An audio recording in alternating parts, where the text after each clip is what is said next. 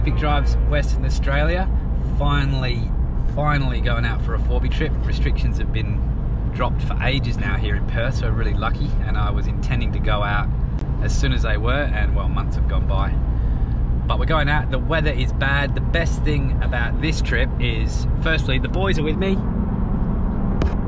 and Laurie, Mama, who is a bit camera shy. We're pulling into Ginger's. We're going to head another nearly 3 hours north. We're heading out to Rothsay, and there's an abandoned mine out there and that sort of thing. I've kind of been up that way before, but not the exact area we're going, so it's all new to me. Should be fun. So here we go.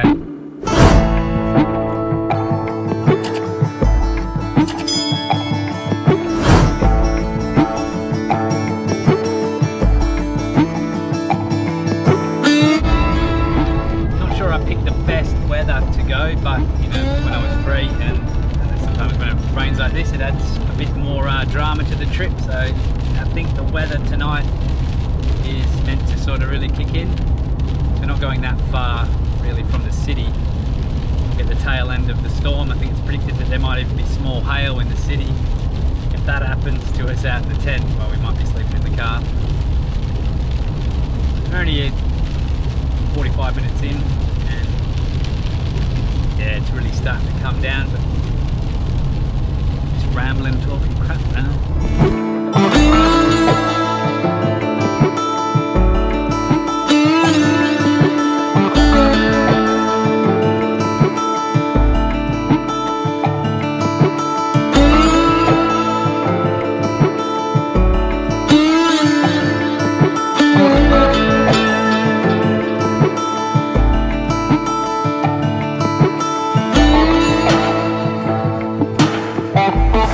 So we just pulled into Carnamah, and it's going to fill up the car. I've only used a quarter tank of fuel, but fill up anyway. It's got a full tank, and this is pretty much where the trip officially starts, for us anyway.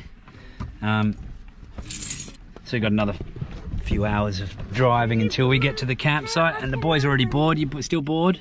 Yeah, you bored? I'm reading a book. Ah, but Jimmy's reading a book. You bored, Mama? Yeah. Yeah. I'm not bored, I'm enjoying it so far.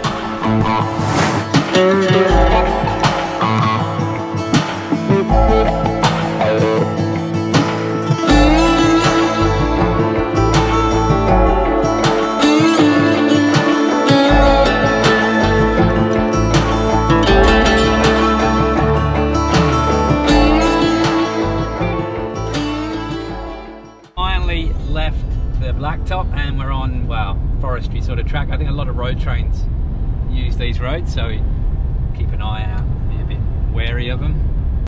And we've seen a couple of animals so far. Saw some emus. Last time I was out this way, saw a massive racehorse goanna. So hopefully we see some more stuff like that. There's often a lot of bird life and stuff as well. I'm going to stop really soon for some lunch because the boys get a bit grumpy.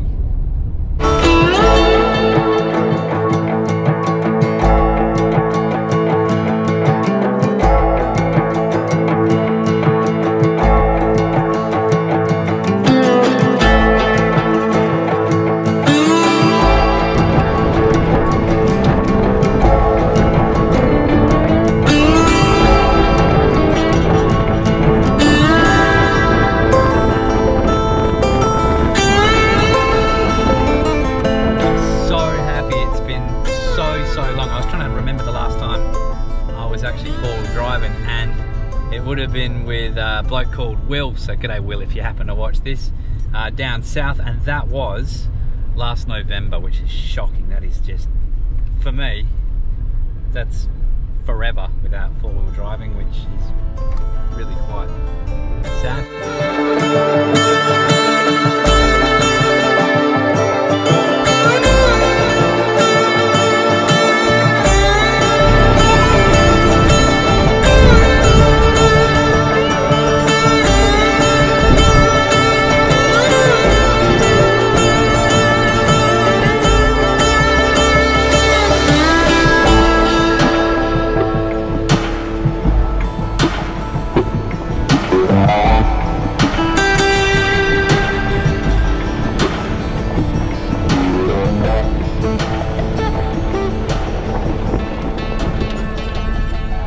we stopped for lunch. Gishuble Well.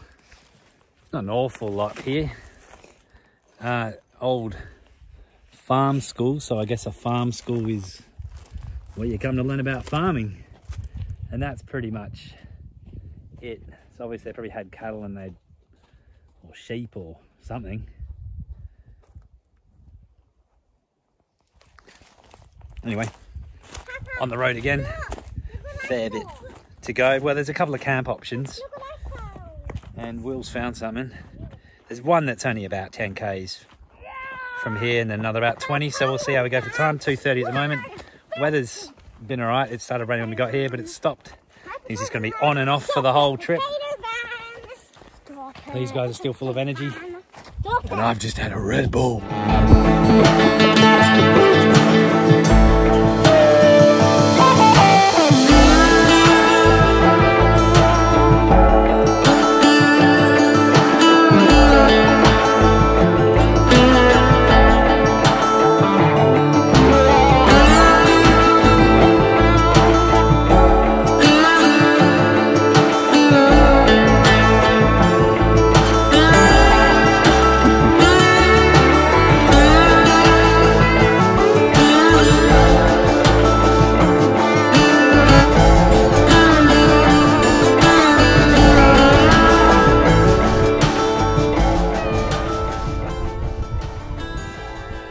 Sandlewood cutter's hut, and I was kind of thinking in my head before I came that it'd be some kind of like wooden, you know, kind of special hut, but that's it.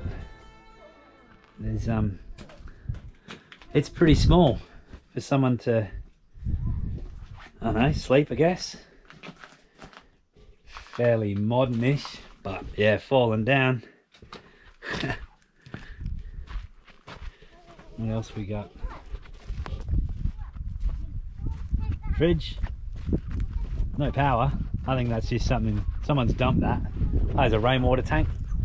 Oh, a dead sheep. What? Sheep, don't touch it. What is it? Sheep. What's it dead? Water in there. Yeah.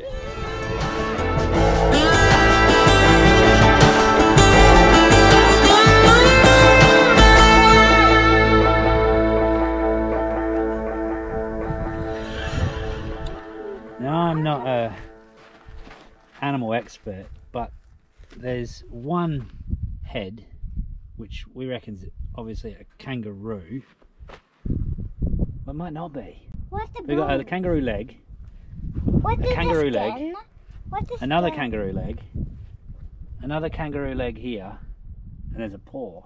But how, So it's a who collection killed it? of things, I think. Yeah.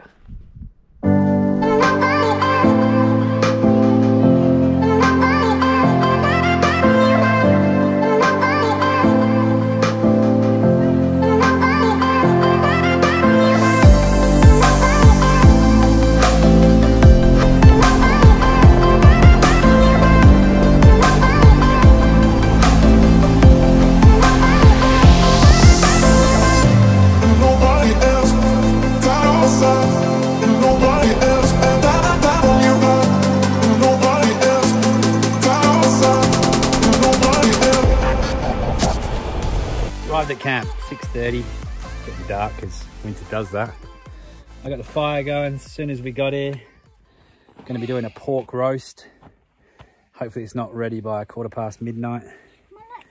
Got the tent up, and hopefully this is the last time I use this tent because it's just one of those Kmart cheapy ones that we've had for years. I've certainly got my money's worth out of it, but it's just annoying.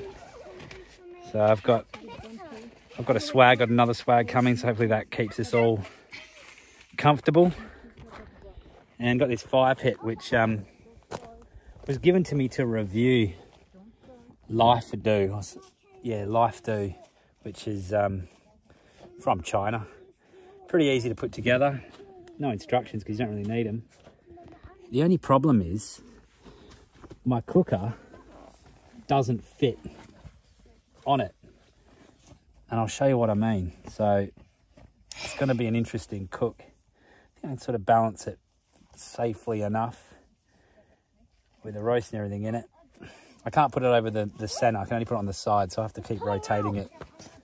See how it goes.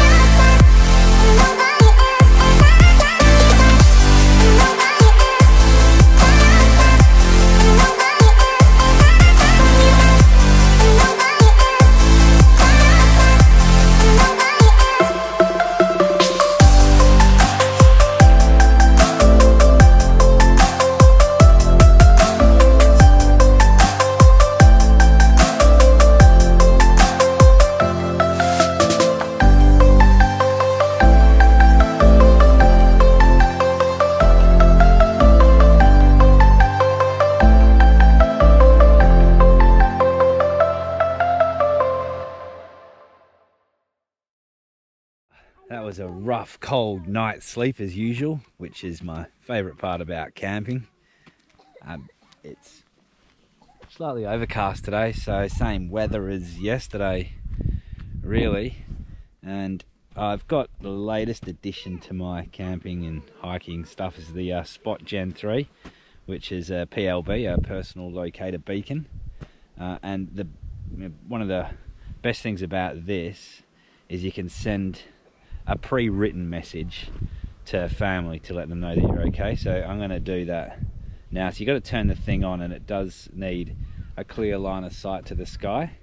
You've got a couple of options that are just for non-emergency situations. So you can send a message saying you're okay.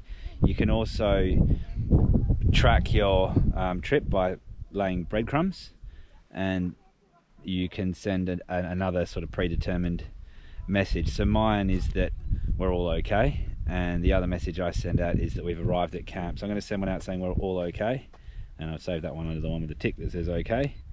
So you hold that down for about 5 seconds and it should start flashing. There we go.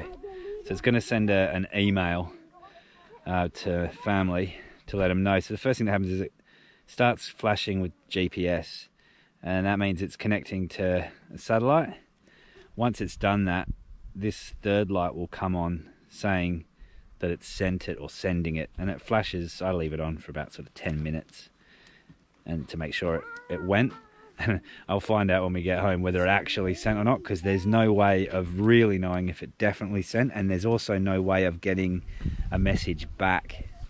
Sorry, yeah, for them to send a message back. So you can't correspond, you can only send 2 messages. There is, better options of the Spot that cost more money, and there's obviously other PLBs that are good, but this is the one that I went with, and I'm happy with it so far. If you've got one, let me know, or what you recommend. Cheers. Leaving camp now. It's 10:15, so a very, very cruisy start to the day. Got a fair bit more to do today. We didn't end up camping where I planned on camping, because as per usual we ran out of daylight. Not a bad spot. Probably wouldn't come here again, but it did the job. It's freezing, but it's warming up now, and we've had breakfast. And is everyone happy? Yeah. Yep. All right, let's see what today has in store.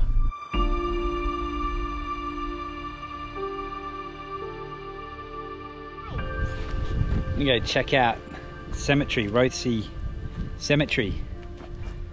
So far, we've just found a gate. Oh, there's one.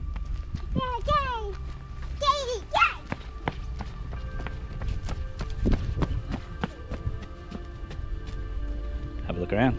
There are 5 graves here. 2 are children.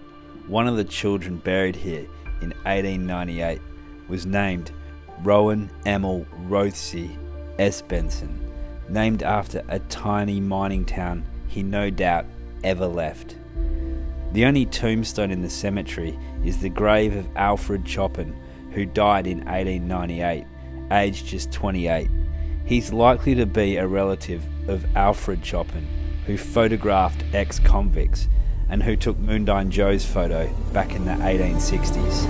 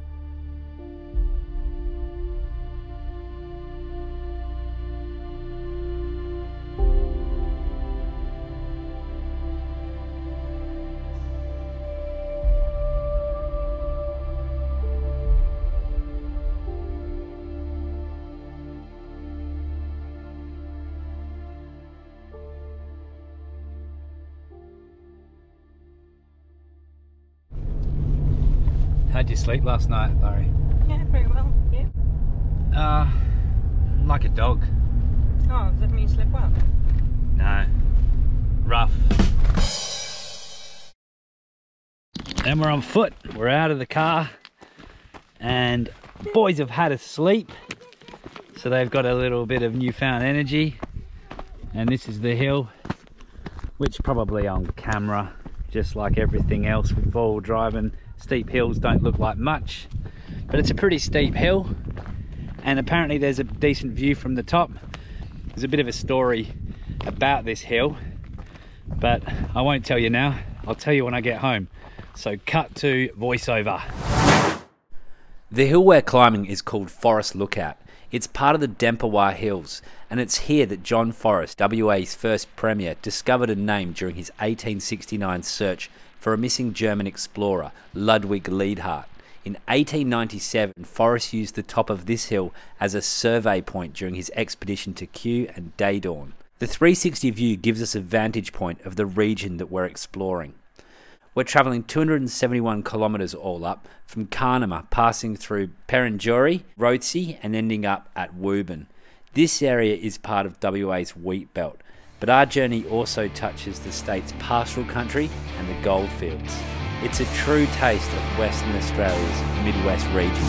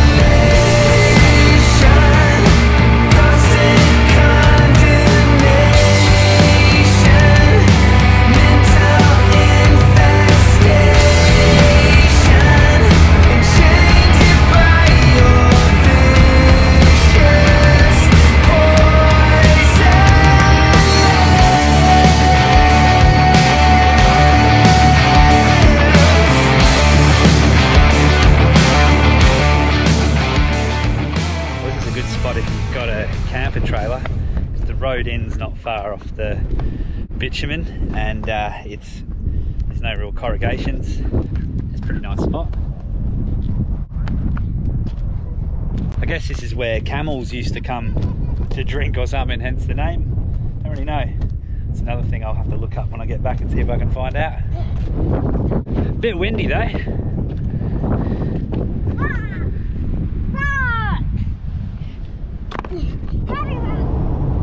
Back on the blacktop now, and we're about to hit Wubin, and then we're going home from there. So that brings us to the end of this episode. Thanks for watching. If you haven't already, please consider subscribing, like this video if you enjoyed watching it, and I'll see you again soon on the next Epic Drives Western Australia. I'm Dan. Catch ya. Say goodbye.